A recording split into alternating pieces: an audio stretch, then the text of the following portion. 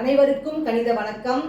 இப்போ பார்க்க போகிறது 7ஆம் வகுப்புக்குரிய கணக்கு முதல் பருவம் இயற்கணிதம்ங்கிற யூனிட்ல பார்க்க போகிறோம்.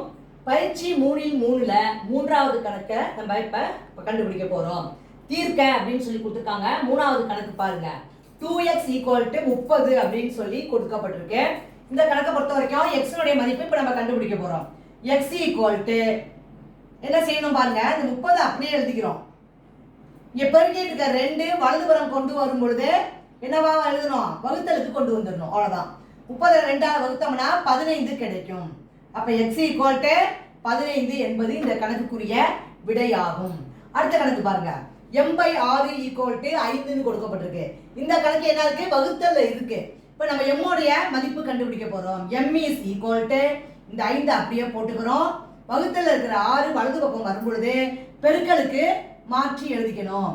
5 6 30.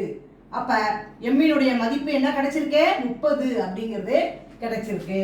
இப்ப பெருக்கலா இருந்தா வகுத்தலா மாத்தணும், வகுத்தலா இருந்தா பெருக்கலா வலதுபுறம் கொண்டு போகும் பொழுது மாற்றி எழுதணும். புரிஞ்சுங்களா?